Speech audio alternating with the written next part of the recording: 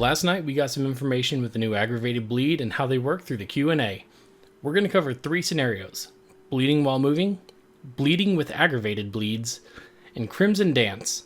And then lastly we'll follow when do you focus on each one of the 3 for your builds. I'm going to assume you have a general understanding of bleed as an ailment, so we're just going to focus on the aggravated bleed info today. If you want the TLDR, Crimson Dance has the highest theoretical DPS. The Jagged Technique ascendancy for the Gladiator is just super comfy, and bleeding while moving is my personal favorite for efficiency. Let's take a closer look at aggravated wounds and exactly how they work.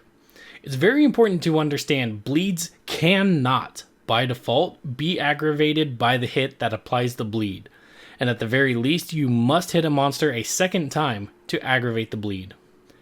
This means there will usually be a little bit of downtime between when the monster is actually bleeding and when it can become aggravated. Once a bleed is aggravated, it gains a hidden debuff that deals an additional 140% damage that can't be turned off. This means the monster is taking damage from 2 separate things: the original bleed, which is 70% bleed ailment damage, and the aggravated ailment debuff of 140%. Overall, that's causing the monster to take 210% total bleed damage from a single ailment. Just as how the game tracks the highest damage bleed on the target, it will also track the highest damage aggravated debuff, and combine those two to get the new total bleed damage that you will deal to your monsters. Next, let's take a look at the Jagged Technique's ascendancy. This node on the Gladiator ascendancy is the only way in the game to apply a bleed and make it aggravated in a single attack.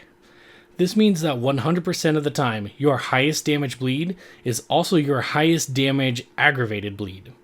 Since aggravated bleeding deals damage as if the monster is moving, it also means that moving will not cause the monster to take further increased damage.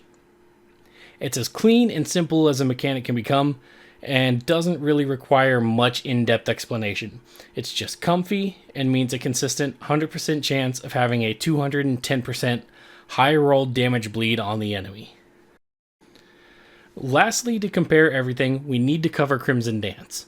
While aggravated wounds or moving while bleeding can deal up to 210% base bleed damage, Crimson Dance has the potential to get up to 280% when you can maintain 8 stacks of bleed, but it doesn't benefit from a monster moving or having aggravated wounds. While it's possible to maintain the 8 stacks, that means you have to be able to sit still, never dodge, and maintain a consistent 1.6 attacks per second without being interrupted. I prefer, when running Crimson Dance, to be able to sit around 2.6 attacks per second, because in this attack speed range, I can apply 8 bleeds in about 3 seconds, giving me some time to dodge mechanics in a boss fight if I need to. Crimson Dance also suffers from one other problem though, and that's if you have to maintain such a high ratio of attacks per second, you're going to inevitably get stuck with some low roll bleeds. Quite a few bleed builds run a Rislatha's Coil and volatility support, especially early, and that means you're losing a lot of value to the modifiers of less minimum attack damage. Your high roll bleeds can be quite good, but your low roll will also be significantly worse. So in the end, is Crimson Dance worth it? If you can maintain a significantly high value of attacks per second, or apply a lot of bleeds reliably very quickly, Crimson Dance will outscale moving while bleeding or aggravated bleeding. Skills like Perforate of Bloodletting, where you can shotgun and apply multiple stacks of bleed at once, are perfect for Crimson Dance. However, with the number of hits that will low roll and how easily you can get aggravated or moving while bleeding, I think it's going to be a lot more comfy to go with another option. So then, is Jagged Technique worth it? 210% damage all the time on your highest damage bleed is very strong. It can be a very good 4th ascendancy, but I think with having access to aggravated bleeding on the passive tree near nodes that we already want, that extra point can be put more effectively into Weapon Master or War of Attrition if you want to get some extra damage. That said, before you're able to get aggravated wounds easily, Jagged Technique can be pretty valuable to pick up as your 4th ascendancy, even if you respec out of it later.